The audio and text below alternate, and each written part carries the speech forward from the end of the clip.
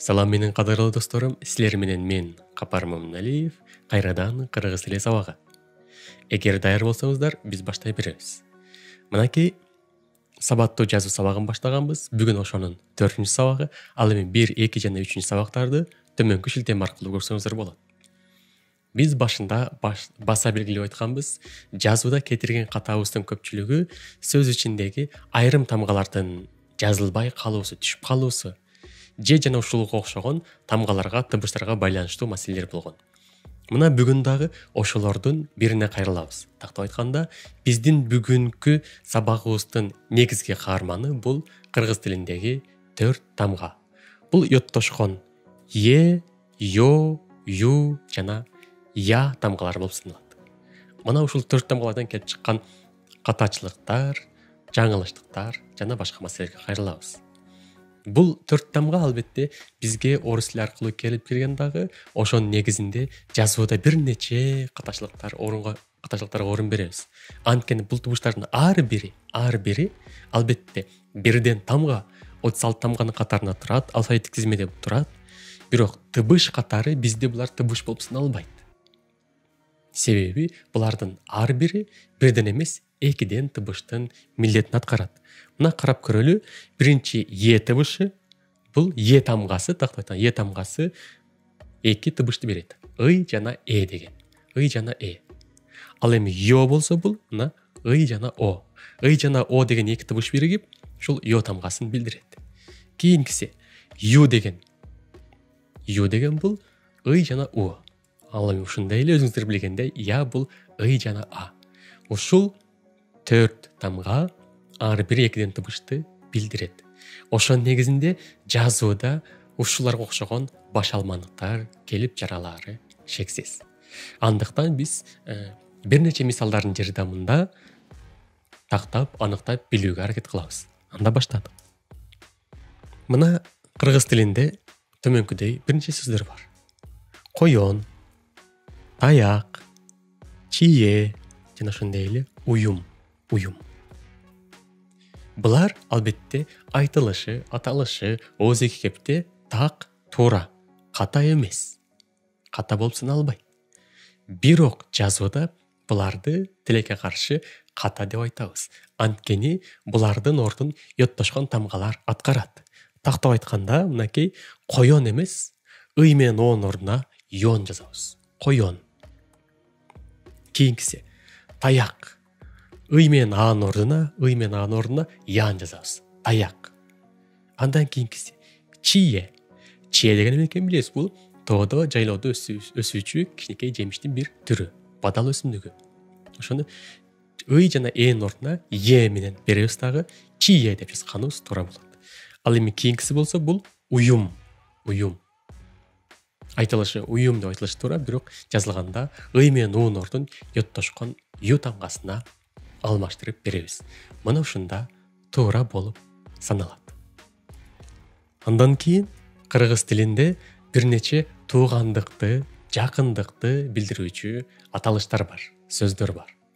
Маселен, таята, таяне, таяке, таяже деген сөздөр бар. Булар албетте ажыратылып ушинтип тай, анан ата, тай жана эне. Тай жана аке, тай жана эже болуп жазылса туура эле. Бирок көпчүлүк учурда биз буларды бириктирип жазабыз, кошуп жазабыз. Ошондо булардын ордун йоттошкон тамгаларга алмаштырабыз. Өзүңүздөр көрүп тургандай, мынакей биринчисинде тай деп ый менен бүтүп, экинчиси а менен башталып жатат. Демек ый а. Эми ый менен а бириксе, бул албетте я болот. Демек таята. Ошондой эле кийинкисинде ый менен таяне дегенде экөө биригет дагы, жыйынтыгында таяне. Тай менен таяке, ый менен а биригет дагы, жыйынтыгында таяке. Тай эжеде ый менен э биригет дагы, жыйынтыгында тай эже болгону туура болот. Эми булардан башка дагы бир нече мисалдарды келтирели. Айталы мынакей. Аянт. Ый а, куюн, ый у, буюм, ый у, тиешелүү, ый э, тиешелүү, Андан кийинкиси аяк, анан кыяк. Ал эми албетте булардын айтылышы дагы туура, бирок жазууда бул ый а, ый о дегендердин жанаша келген жерлерди юттошкон тамгаларга алмаштырып жазабыз. Аянт, куюн эмес, куюн, буюм эмес, буюм, тиешелүү, аяк, анан кыяк. Айтор бардык учурда кыргыз тилиндеги сөздөрдө эгерде ый менен а, ый менен о, ый менен у, ый менен э экөө жанаша келген жерде болсо, сөз ичинде келсе, булардын ордун автоматтык түрдө йоттошкон е, ё, ю, я деген тамгаларга алмаштырабыз. Мына эми азыр сүйлөмдөрдү алып көрөлү. Сүйлөм ичинде сөздөр кандай келет, аны йоттошкон тамгалар кандай алмаштырат. Мисалы, биринчи сүйлөм. Менин жыйырма коюм бар деп турат. Коюм бар. Бул жерде коюм деген сөздү карайбыз. Албетте айтылышы туура, бирок бул жерде ый менен уунун ордуна экөөнү бириктиребиз дагы, алып таштап, анын ордуна юну жазабыз. Ошондо туура болуп саналат. Кийинкисинде сага китепти берип коеюн дедим. Коеюн дедим. Бул жерде 4 табышка көңүл бурабыз. Ый, о, ый, о. Демек, булардын айтылышы туура, ал эми жазылганда албетте эки йоттошкон тамга аткарат. Ый, о, ё, ый, у, ю. Демек, коеюн дедим. Өз оюмду билдирсем болобу? Демек, оюмду. Өчүрөбүз, ордуна оюмду дегенди жазабыз. Йоттошкон тамга ордун алмаштырат. Андан соң кээ бир учурларда кыргыз тилинде сөздө ый тамгасынан кийин, оозак айтканда ый тыбышынан кийин эки у созулма у, эки о созулма о келип калган учурлар абдан арбын кездешет. Анда эмне кылабыз? Маселен, биринчи сөздөрдүн жардамында карап көрөлү. Мынакей биринчиси коюу, экинчиси тоюу, үчүнчүсү боёу. Бою. Мындай учурда эмне кылабыз?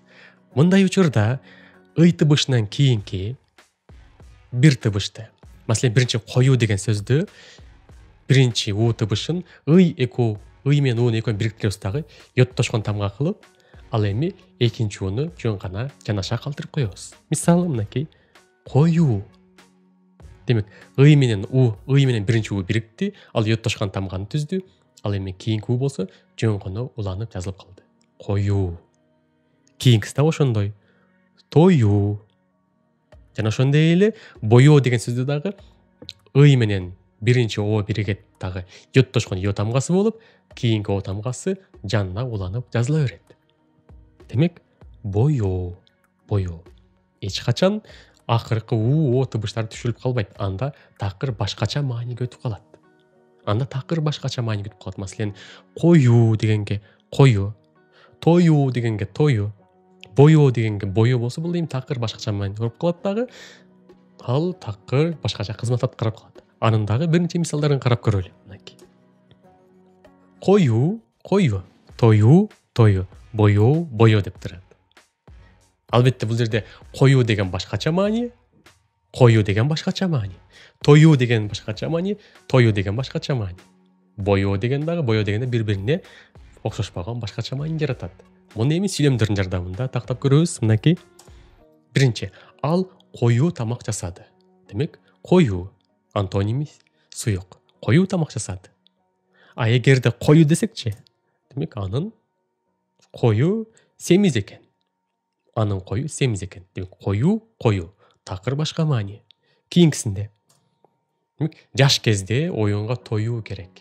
Бул жерде тоюу деген тоюп алуу керек, тоюш керек, тоюп ойнош керек деген маани жаратып жатат. Ал эми жөн гана тоюу десек, анда бул такыр үйүндө кыз узатуу тою болуп жатат. Жөн гана бирөөнүн үйүндө той болуп жаткандыгын билебиз. Той кимдир бирөөгө таандык, тиешелүү экендигин түшүнөбүз. Кийинкисинде баарын кызыл түскө боёо керек. Бул жерде боёо деген боёш керек. ошондой түстүү кылыш керек деген маани жаратып жатат. Ал эми акыркы обаны алып таштасак, анда бул такыр эле буйрук маанини жаратып калат. Мынакей, сен жөнө турбай сүрөттү боё. Же бул сыр менен дубалды боё. Сырда деген маани жаратып калат. Бул буйрук маани. Демек, бул такыр башка маани. Ошон үчүн жазууда, сүйлөмдө сөздөр кандай кызмат аткарып жатат, кандай маанилик боёк берип жатат, ошого жараша аныктап жаза беребиз. Бирок айрым бир кыргыз тилиндеги сөздөрдү ый менен о катар келсе дагы эч кандай йоттошкон тамгага өзгөрүлбөстөн, өтүп кетпестен ошол формасында жазылат. Бирок алар көбүнчө кыргыз тилинин ичиндеги сөздөр эмес, кыргыз тилинин өзүнөн пайда болгон сөздөр эмес, көбүнчө сырттан кабыл алынган, орус тили аркылуу кабыл алынган сөздөрдү дал ошол орус тилинин орфографиялык эрежесин сактаган бойдон жазыла берет. Маселен айталы, мынакей, район, йод, Нью-Йорк, болбосо ошол эле Йошкар-Ола деген жерлер бар. Мына ошолордун бардыгы эч кандай ё болбостон, же Нью-Йорк болбостон, район болбостон, йод болбостон ушул эрежесин сактаган бойдон жазыла берет. Демек, мына биз бүгүн ушу менен сабагыбызды жыйынтыктайбыз. Сабаттуу жазыңыздар, саламатта болуңуздар.